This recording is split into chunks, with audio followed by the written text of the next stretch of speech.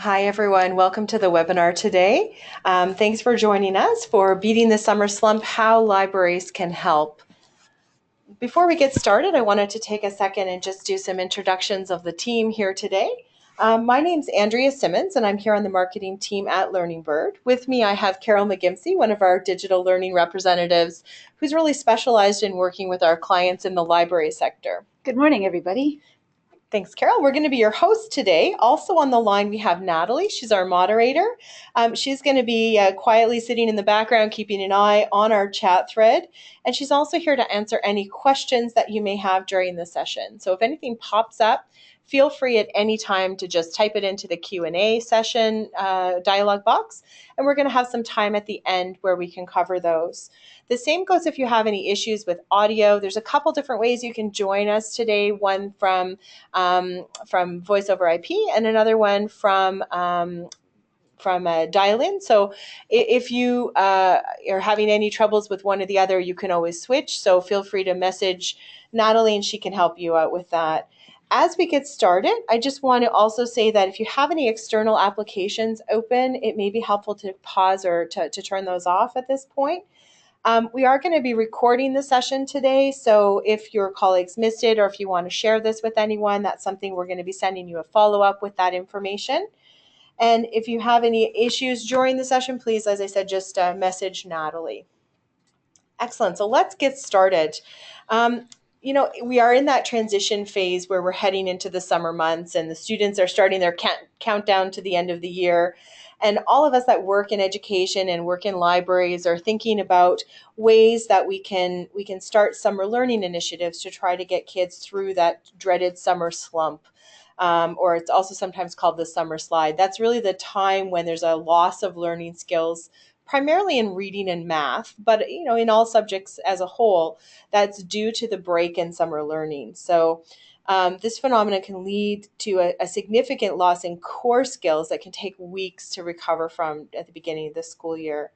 The summer slump can be even harder on lower income kids because often what happens is higher income kids typically have access to technology at home.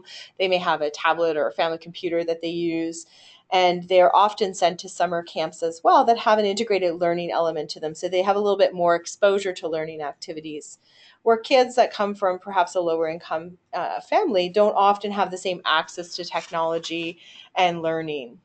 So we're going to talk a little bit about the summer slump and why it really matters and really what this can mean for your kids and your teen patrons. There's about 100 years of data that kind of backs up this concept of the summer slump. And it really shows that at the end of the summer, students perform poorly on standardized tests compared to where they would have performed at the end of the school year. Now, during the school year, there's a lot that teachers and after school programs do to really gear up for standardized test taking. So obviously you're going to be a little bit more prepared and a little fresher on those test taking skills. But certainly there is a significant variation if you were to go into those standardized tests at the end of the summer. And the other factor that you want to look at is that, during the school year, the crucial period between 3 and 6 p.m., where a lot of the library and after school programs run, it tends to be the period where there's the most youth crime activity taking place.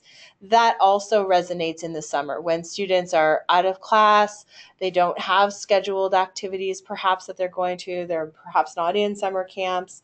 There's a lot of activity with drug and alcohol use, vandalism, that type of thing. So that time of year can be a bit of a challenging one from that perspective as well. So keeping kids out of trouble, keeping kids away from those types of activities is really important. The other factor is that I was shocked to see this stat, but 11% of kids age 6 to 12 care for themselves over the summer months. That just seems crazy to me that kids don't have somewhere to go. They don't have an adult to supervise them in some cases. So looking at opportunities to be able to guide them through activities to keep them interested and to help build those core skills is really important, especially when you may be looking in different areas and neighborhoods where the median income is a bit lower. This is often the case. A lot of summer camps are extremely expensive. I know in my particular area, a week of summer camp in a lot of the programs run somewhere between $200 to $300 per child. So families with multiple kids really just can't afford to send their kids to specific camps and that type of thing. And the other factor to keep in mind is that a lot of the options that are available for summer school and for summer learning programs, about 90% of them are looking at it from a remedial perspective. They're looking at credit recovery. They're looking at making up for lost learning during the year to be able to pass a specific grade or course. It's not done as a proactive way for people to be able to build and maintain those skills over the summer. It's meant just to recoup something that was lost during the school year. And there are very few opportunities outside of, private summer camps. There are very few opportunities for students that are really motivated and high achievers that want to get ahead for them to engage. Some other really interesting facts about Summer Slump, it's not just an issue that affects students, it's an issue that also impacts teachers, because students themselves will lose somewhere between two and 2.6 months of math skills over the summer. And they will also, on parallel on the reading side, lose up to 2 months of reading skills in one summer if they just go status quo without any particular initiatives or intervention. And that leads to teachers having to do somewhere between 4 and 6 weeks of review. So when you come back to school for the new year, the first month to month and a half is just spent rehashing and going over those skills that students learned last year to kind of bring them up to the same grade level and the same reading level that they've been at previously. So it's all just really a reacquaintance with core skills for the first little while, which really does, in fact, impact their learning capabilities for the rest of the year. And if we think about who's really impacted, I mentioned early on the first slide that it is something that's impacting students from low-income families a little bit more. If we look at the impact, it's a significant difference between high-income and low-income students. So if an average student loses about 2.6 months of learning in the summer slump, by ninth grade, there's a huge differentiation between low-income and high-income students. So if you think about each school year being a step difference between a high-income and low-income student, and then you add to that the summer slump numbers, there's a very, very big disparity when you get up to grade 9. So that difference in the summer slump can account for nearly 2/3 of the achievement gap at that stage. So it's interesting to look at what kind of activities and what kind of opportunities are available to be able to keep these kids in check, and to be able to make sure that you're addressing the summer slump specifically with your library. So the good news is one of the biggest things that can be done is providing access to books and other resources, which you are already doing. Every library has lots of programs that provides access to resources and books, to things like lending tablets, providing ebooks, and providing access to really great titles that are going to intrigue them and to exercise their mind from a learning and math perspective over those summer months.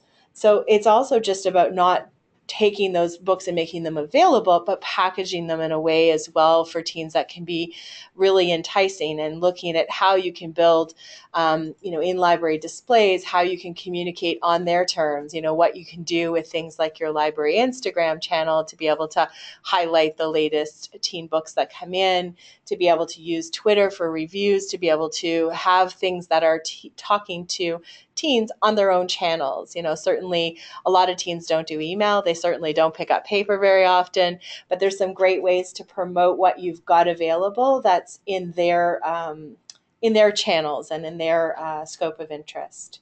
So that's something most libraries have in check and have done a great job on.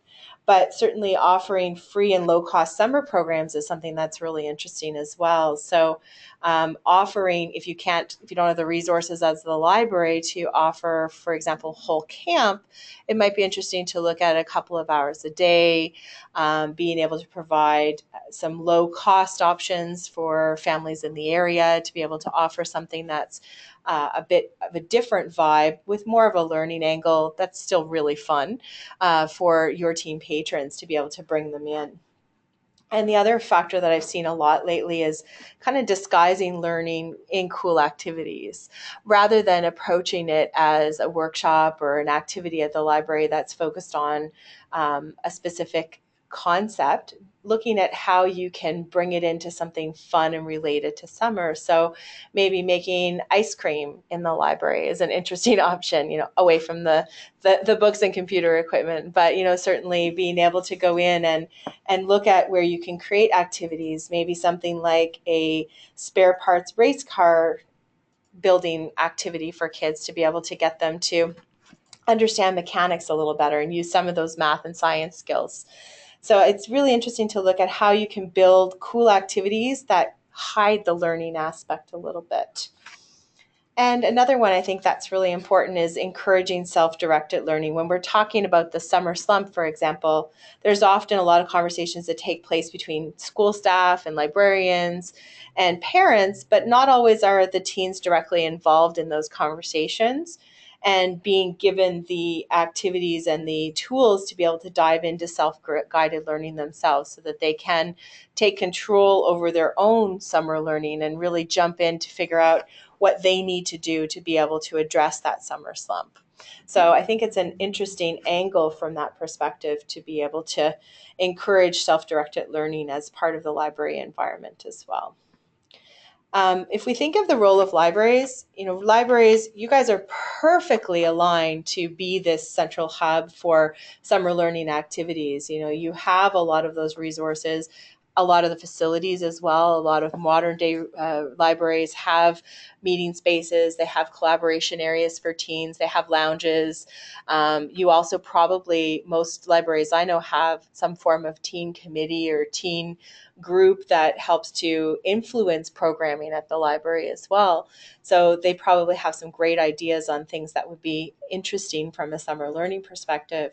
The other factor is that a lot of modern day libraries are also air conditioned, which can be a really nice treat in the summer, especially if you've got different areas where maybe there's more older homes or there's not a lot of air conditioning available for different venues. It keeps kids out of movie theaters all the time and cafes, and keeps them in areas where they're really going to benefit from that learning process over the summer and still have a lot of fun and be able to be part of those summer activities. So we're going to touch a little bit on some of those popular library programs for summer and how some of the libraries are moving forward with some great initiatives. So the first one is, of course, the summer reading program. This is one a lot of libraries have done. They've done really well over the years. We're going to talk a little bit about some examples there, but it's a great way to build those reading skills over the summer to prevent that learning loss and to have students not slide into that loss of core reading skills. So by reading 2 to 3 hours per week, that's about one book a week or so, during the summer vacation, you can prevent any learning loss. So you can completely dissuade the summer slump. And we're going to get into some additional numbers after and look at, the impact that can have for kids. The other one that's become quite popular and a lot of libraries have rolled out is maker spaces. And that's an area for teen patrons to have hands-on learning and exploration. A little bit of self-guided learning as part of that as well. So we're going to talk a little bit more detail about some examples there. And the third one that a lot of libraries are turning to lately, I think with some great success, is coding classes and camps. And this is something that's really moved into the teen market specifically. It's something that it's a great way to stimulate minds and create those learning opportunities. And then the fourth one is, again, that providing self-directed learning programs for motivating students. So we'll dive into summer reading programs, for example. They're really the most popular programs with libraries, and most libraries are running some reading programs or a reading program today. But I think it's good to look at what your program looks like from year to year and what might need to be done to try to attract new folks from year to year. I know I just got the flyer last night for my summer reading program. My daughter anxiously brought it over to me and was like, "Can I join? Can I join?" And it was a really neat model where they had a gamified badge-based system that you go through the summer months, and there was a kickoff party with a barbecue and an end of year celebration that was planned as well. So these are some of the elements that in a summer learning program, it's a nice way to be able to encourage kids to be part of it by making it seem like it's a bit of a party and a little bit of a game that they're playing. So what I think is really interesting is the best summer reading programs, when you get into some of the criteria that evaluate them, they help teens track toward individual goals. And I think this is really important, is to gauge your learning objectives over the summer months and where you stand at the beginning versus where you stand at the end, to make sure that you're progressing and you're not losing any of those core skills. Things like having weekly visits for check-ins or book exchanges, whether that's virtual or physical. I think it's really nice to make it part of the program. Certainly, the reading programs are no longer just about coming into the library to exchange books. There's a lot being done with ebooks, online, virtual check-ins, those types of things that can help augment your summer reading program and make it part of the teen culture and something that you can really appeal to the teen market with. That face-to-face element is certainly nice to be able to build that connection with the program, to be able to think of perhaps maybe some small group activities where a small group of kids would read the same book together and then get together to do some form of activity around it, whether that's a craft, whether that's something interactive, some sort of acting out or play that's around it. Having those tie-ins to be able to connect the book that they're reading with other aspects and elements and other medium is a nice way to be able to extend that reading program. And some form of gamification. Most of the school year, kids are incentivized as part of programs to hit milestones and to gain badges and points. And that's really, I think, been ingrained as part of learning for a lot of students today. So bringing that concept into the library environment and, having a badge for joining the program or hitting a milestone after you read 3 books, 12 books, 7 books, etc., will really help keep a lot of kids motivated because they see the end results of the initiative that they're doing. And it's also key to focus on advancing skills and not just avoiding the summer slump. So if you read 3 to 4 books, you can kind of reduce that summer reading loss. But 12 books is the magic number, from a lot of the data we've seen lately that talks about the biggest impact on reading. So that's the summer reading program. And I'd love to hear your thoughts as well. If you've got any comments that you want to add to the chat box about your summer reading programs and how you've made those successful, I'd love to hear how that's been made part of your activities in the libraries you work in. Maker spaces. This is a movement that has started over the last 5 to 7 years as really being something that's part of the library community. And they've become very prevalent in a lot of the libraries that are specifically looking at the teen market and transitioning from a place of just consumption of knowledge to one of creation as well. So they're really designed as do-it-yourself areas where people can create and invent and problem solve. And they're nice hands-on ways for teens to kind of hone their critical thinking and problem solving skills, and encourage them to collaborate with peers, I think is also really important. Sometimes it's easy in the summer to kind of pull back and not be part of teamwork and all of the critical skills that you learn during the school year. And these kind of opportunities for learning provide that venue for teens as well, where they come together, they discuss, they collaborate, and they can build things and really use the skills that they've developed in math and science and apply those in a really super fun way. Makerspaces can be, of course, a bit pricey in some cases for libraries, but there are a lot of grants and opportunities that we'll talk to a little bit later that you might be able to use to apply to build those up in your library as well. it's nice to think about sort of grassroots way to apply this concept without necessarily incurring a massive cost as well if you don't have that. So a lot of the times you can get giant buckets of Lego at yard sales and make those available. Lego's definitely not just for kids. You know, it's certainly something, if you put it on the table, any teen or adult will just start building. And you can pair that with some very inexpensive electronic pieces to make almost like a robotic setup.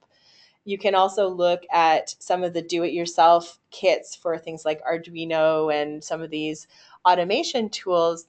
They're not that expensive. You might be able to find some money or, provide a small fee as part of a workshop to be able to augment some of those costs. So if you pull this all together, the other aspect that falls nicely under makerspace is craft activities.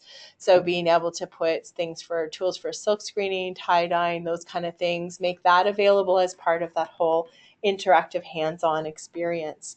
So some of the libraries that I've seen great examples of opportunities for makerspaces, Minecraft meetups. Minecraft, certainly it appeals to younger kids, but it also appeals to the full gamut of teens through adults as well. So creating activities where people come together, they play perhaps on a library Minecraft server that's a safe environment. They can come in and have an activity to build something together. Scratch Tinder Shop. Scratch is a really interesting, very simple programming language that can be used by teens to build mobile apps and interactive games. This really helps to build math skills, things like Lego and robotics. So those are really interesting as well. There was a nice idea I saw out of one of the libraries down in New York that they had a throwback Thursday where they had teens come in and do beading, silk screening, making their own board games out of whatever was available there. So there's some really nice ways to build opportunities for this collaboration and learning. And also things like design days where you may give teens a project to build some form of mobile app or some form of product that they then have to bring to market. It's kind of an interesting way to approach it. The other item that's quite popular and certainly growing in popularity is coding classes and camps. It used to be that you'd have to wait to college or university to learn computer programming. Now they teach us in kindergarten.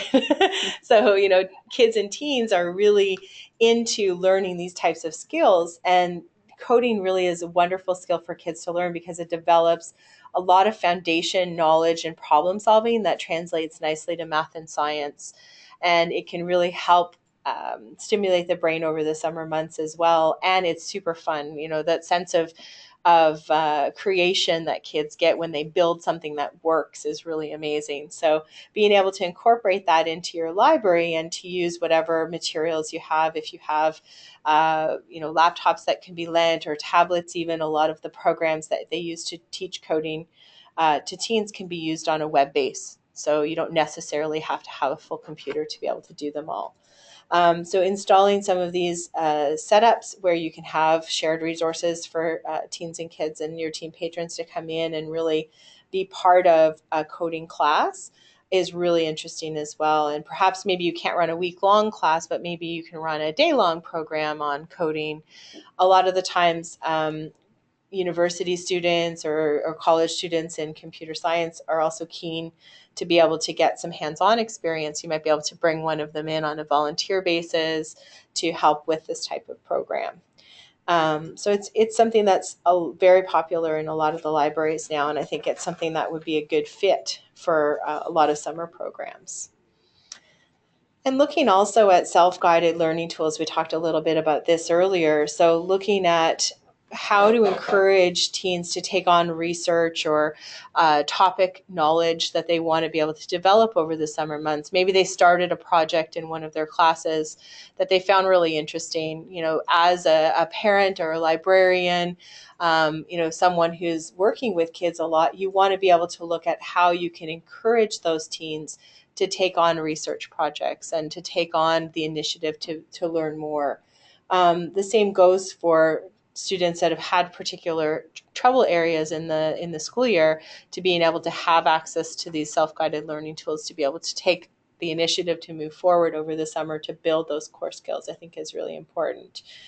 So we're going to talk a little bit about self-guided learning tools and Learning Bird in that context. But one thing I wanted to wrap up my portion with before I transfer you over to Carol to give you a little bit more information on those is, a lot of librarians, I think, are concerned with budget and costs. Obviously, it's great to be able to offer all of this to your teen patrons over the summer months, but you may not necessarily have the means to do so.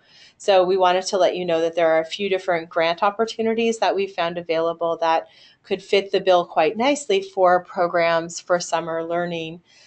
So we've got a few of them listed here. If there's any information you would like in addition on these, we're certainly happy to share whatever we know about these with you. And if there's anything that we can do to help on those grant opportunities, definitely reach out and ask us. But there's the Best Buy grants, community grants that are directly to build technology skills in teams. So if you're looking to build your makerspace area, if you're looking to offer coding, those types of things that build technology skills, it may be a grant that's available to you. And if you're within 50 miles of a Best Buy store, that's one of the options. Georgia Pacific Foundation also offers ongoing grants that they award for educational programs, specifically for libraries. And if you happen to be in one of the regions that has the manufacturing plants for Georgia Pacific, you may qualify for that, as well as Berkshire Bank has an education initiatives for K to 12, which libraries can apply for. So, if you're in Massachusetts, New York, Connecticut, or Vermont, those may be grants that are good for you. And certainly we also on our blog, we do an ongoing series of articles, of which some of them are very applicable to libraries. So if you go to blog.learningbird.com and click on funding, there's a whole series of different funding options that might be available to you. So great. So Carol, yes, you're going to give a little bit more information about Learning Bird as a possibility. Thank you so much, Andrea. Really, I'm feeling very nostalgic for my own days in the summer in the library where I did spend a lot of time and really enjoyed that. And I kind of wish that I had had access to all the different kinds of activities that are now available, especially the maker spaces. That sounds really, really cool. But I would like to talk a little bit about Learning Bird as one possible tool that you can add, to the selection of things that you offer as part of your summer reading. But first, you might be asking yourselves, well, what is Learning Bird? Well, basically, Learning Bird started with the idea that every teen wants to learn, but everybody learns in different ways. And so what we wanted to do was provide a large digital library of lessons for students that would show all the different topics from multiple perspectives. In other words, we wanted to be able to, instead of having all students having access to one teacher, having each student have access to multiple teachers, because teachers also teach in different ways. So the idea is that all of our lessons, we have a large library, large database of lessons currently, they've been uploaded by teachers from all across North America. And once that content is uploaded to our website, it's published privately. And before it gets published publicly to everyone, we have a team of educators on hand here at Learning Bird. And what they do is they look at those lessons, first of all, for technical issues, for quality, for accuracy. And once they kind of pass through all those matrices, what they do is they align that content. So they align it to state or provincial curricula, to textbooks, to topics, to grade levels. And I should mention, by the way, that our content covers grades 6 through 12. So we're really hitting that teen population. And once it has gone through all of those alignments, then it gets published to our website. And it all kind of happens in the back end. You don't really see it. But the significance of that is that there's a ton of content. It's from multiple perspectives, but it's trusted, it's vetted, it's curated, and it's aligned. So once a student tells Learning Bird where they are, where their geographical location is, then Learning Bird will know, first of all, how old they are, what subjects they're studying, and they're also going to know what state they're in order for Learning Bird to know which lessons might work best for each student. So the other thing is that Learning Bird has an adaptive algorithm. So the more a student uses Learning Bird, the more Learning Bird will know what type of lesson to suggest, because there's a lot of content there and it takes a lot of time. And what we want to do is really focus in on that individual student and really help them navigate their way around obstacles.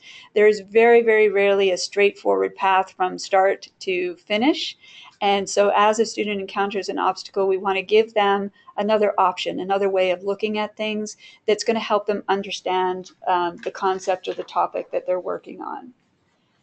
So having said all that, I'd like to show you our actual application. I'll take you to our website and we'll have a brief little walkthrough and show you some of the highlights. Andrea's going to switch over our screens here. Okay. Okay, so what you're seeing here is our website. And I would encourage any of you who are interested to actually go on and create your own teacher account. Learning Bird is always free for teachers. And it was initially developed for teachers to use in the classroom to help teachers find lessons for students who were either struggling or for students who were actually doing really well but might be in danger of becoming disengaged. They might want to challenge them a little bit. There are also a number of different ways Learning Bird can be used in the classroom as part of activities. But what we've also found is that Learning Bird is really, really good with self-directed learning. And so libraries are using Learning Bird as well as a lot of after-school programs as homework help, and students can go in and we're device agnostic. As long as you have access to the internet, you have access to Learning Bird. So I'm going to go ahead and log in as a student.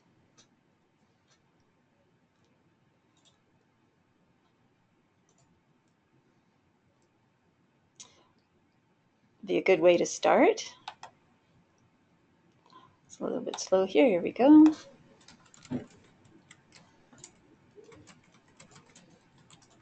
Yeah, sometimes the webinar software can be a little slow to respond. It's definitely not our platform. And you'll see that each student, once they've logged on, they each have their own landing page, and that's going to be personalized to them. So the first thing that they're going to want to do is complete their profile, because what that's going to do is tell Learning Bird where they are and therefore help the adaptive algorithm kick in. So if you go to the profile, and they will be prompted to do this the first time that they log on to Learning Bird. So right now I'm a grade 9 student in New York. So I'll go ahead and save that.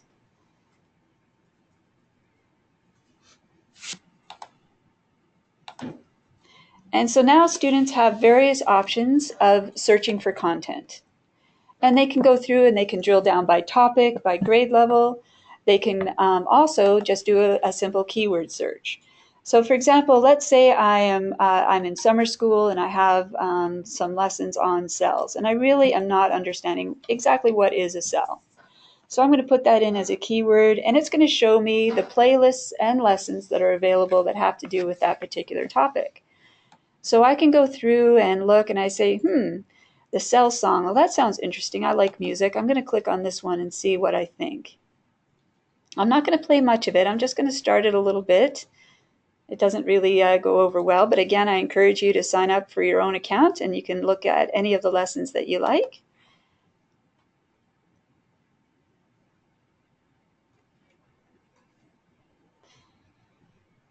Well, it's being a little bit slow. Here we go. So you can see there's a teacher there and he's made up a little song about cells. And after the student has watched 50% of the lesson, the ratings are going to come up. Now, it came up right away for me because I'm on a demo account and I just wanted to be able to show you the functionality. But they're going to be encouraged to rate the lesson as either helpful or unhelpful. So if they find it helpful, that's great. That's going to be kept in their history. They can go back and review it later. If they found that the lesson was not helpful, what Learning Bird is going to do is show them different topics, the same topic with different approaches. So then they can kind of go through at the side here and say, I really enjoyed the song, but I still don't understand what a cell is.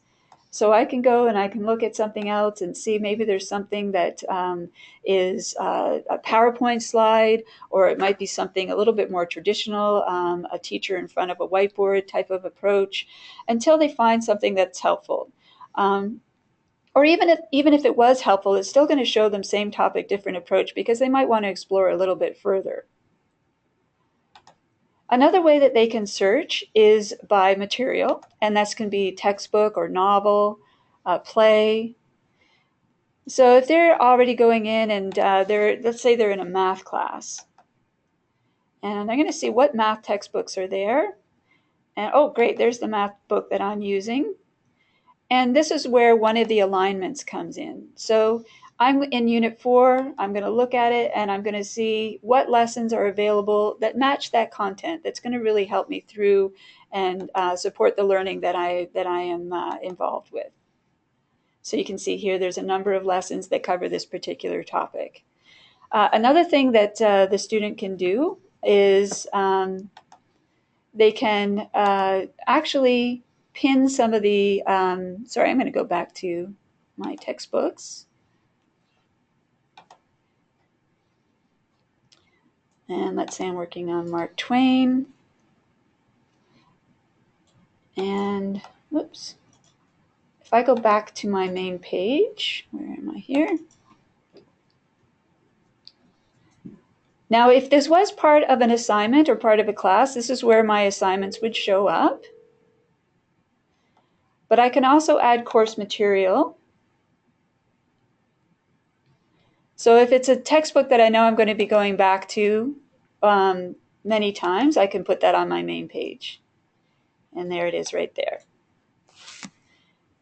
So there's a lot of stuff there for the students, and knowing that that everything is curated and vetted and aligned, you can really let the student loose and go through on their own. They can follow their own paths. They can explore different topics. Really, the world is their oyster. There's so much material there, and it's really, really good stuff. Now, the other option for you might be to manage Learning Bird. Let's say you do have a study group, or you have a volunteer, or you have a teacher, or somebody that's working with you in your summer programs. And what they can do is they can actually set themselves up as a teacher. So I'm going to sign out as a student, and I'm going to sign back in as a teacher.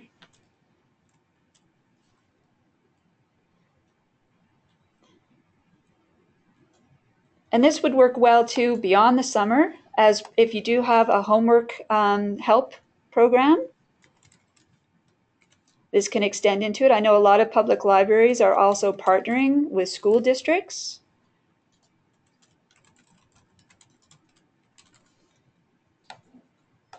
And so this might be something that is of interest to them, or the teachers that you're working with, or the tutors, or even just yourself if you've got a little project going on.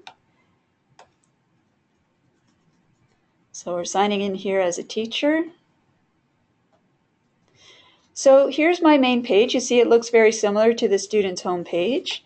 I have my classes listed here, but this can be called anything. So if you have, study group, math study group, you can create a class that says math study group.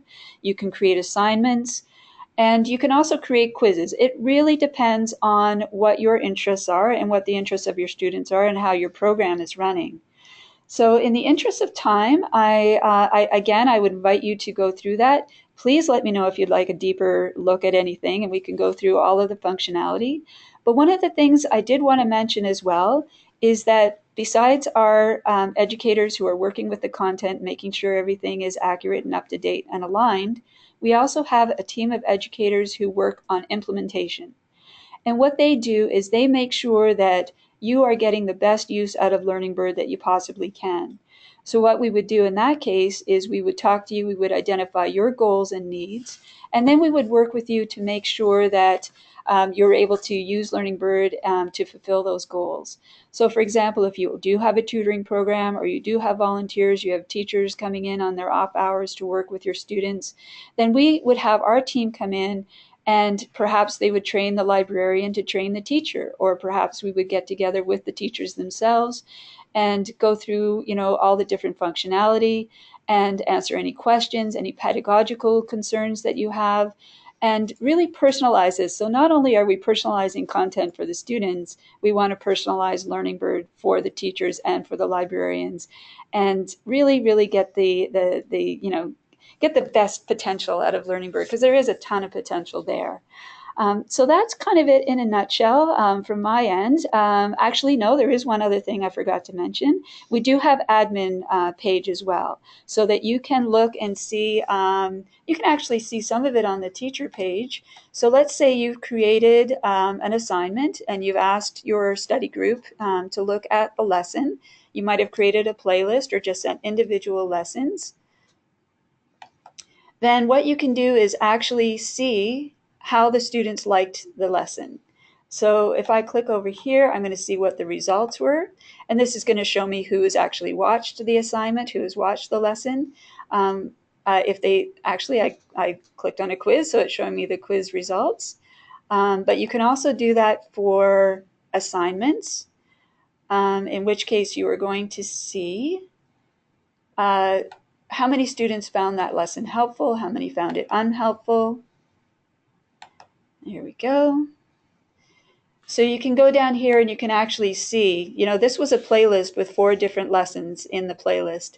And you're going to have kind of statistical information as a group, and then also as individuals, whether or not the student found that lesson helpful or unhelpful. And that might help guide you in the future as you create future assignments. But our admin page, if you have admin access, you also get information on usage and time of day. And I know a lot of that statistical information is of great importance to librarians. I did want to leave some time for questions. So thank you so much for your time and attention. Again, if you do have any questions or if you would like a personalized demo, please let me know. Excellent. So thanks, Carol. So we are also going to go back, we have Carol touched on this quite a bit around the use of Learning Bird. So certainly it is used in the schools, at home as well. It can be used by parents to guide review topics. It's also very popular for use for parents to come back up to speed if they're helping their teens with homework as well. I haven't touched quadratic equations since university. So certainly if I was homework helping with those, I'd need a little bit of a refresher. So it's a great tool for that as well.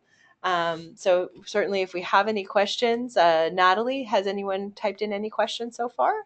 Yes, we have a couple questions. Great. The first is, how would you recommend involving parents in using Learning Bird, and are they able to log in? That's a really great question. I'll take that, and certainly, Carol, if you have anything to add, please jump in. So parents can, what's nice is parents can see what their teen has been doing on Learning Bird. So with the cooperation of the teen, obviously, they would log into the teen's account, and they can go to see the history of everything that teen has done on Learning Bird, every video that they've watched, every quiz that they've taken. They see a full audit trail of all of the usage. There is also the ability for parents to have a parent account where they can set up kids in that account and to be able to monitor the use of that account as well. Yeah, we find that's very useful because a lot of parents, they see their kids on the internet, on their computers, and they think, oh, they're just on Facebook or they're just, going through YouTube. So this is very reassuring to them because they can not only see that they're spending their time on Learning Bird, but they can actually see what they're watching. And that can encourage a lot of communication, a lot of discussion. And also, the parent can go on and do their own search by topic or by textbook or by curriculum, and actually find lessons that will help their teen, and which is a really nice feature as well. So the adaptive algorithm will apply to the parent as well as the teen. Perfect. The second question is, how can you encourage teens to buy into using the Learning Bird platform in the summer? Well, certainly I think that speaking frankly with them about the learning loss and the ability for them to both stay up to speed to where they currently are in their skills and to potentially get a head start. on some of those core skills for next year, I think is really important. Summer is a time for fun and activities as well, but it's nice to be able to balance that out with continuing that learning goal. And as you saw from the Cell Song, a lot of the content on the platform is pretty fun. There are plays, there are songs. It's not all about traditional teaching at a blackboard. So there may be ways to create playlists as a parent or as a librarian or as a school programs lead to kind of go in and find lessons that may be a little bit more unique for the summertime and create that more fun learning initiative and I think too, if you're working on, let's say, Andrea was speaking before about creating badges. So for example, I mean, it really depends on, the time and effort that you're putting into it or that your volunteers are putting into it. But for example, you could create a math playlist. And once the student has completed watching everything in the playlist, they get a math badge. You could do something similar with a novel or with a series of science questions. You could do it by topic. There's a number of different ways. And again, our implementation team would be happy to make suggestions and work with you to find creative ways, which you guys really excel at, finding really creative ways to use these things. Even maybe like a content scavenger hunt where they have to find certain facts out of lessons that are available. And I was going to mention too that, it's very rare that a teacher will upload one lesson. You'll get, for example, there's a lady who teaches math with her dog. Her dog's name is Peaches. And she's a favorite, and she's got quite a number of lessons on there. So a lot of times it's a matter of a student finding that one teacher that they really like, and new content is being added all of the time. And, so Peaches makes seasonal appearances, so I figured out how many lights to put on my Christmas tree with the help of Peaches. Awesome. That's very, very cool. And a lot of times, it's a cultural, a lot of times it's just context, for example, you'll have a teacher who is making cookies at home and he realizes he only has a half a bag of chocolate chips. So in order to make the cookies, he has to do fraction division and figure it out. And but he's making cookies. So it's fun and it has that sort of cultural context as well. Excellent. Perfect. That's it for questions. That's all for questions. Okay. So if any questions come to mind after the session today, Carol's email and my email are both here on the screen. I'd also encourage you to visit our library landing page that we have, learningbird.com/library. So you can go there and learn a little bit more about Learning Bird in the context of the library setting. So if there's anything at all that you come up with, please feel free. We're going to send you a follow-up as well with the recording from today's session, as well as some information about Learning Bird. Thanks so much for attending today. We really appreciate having you. Have a great summer, everybody.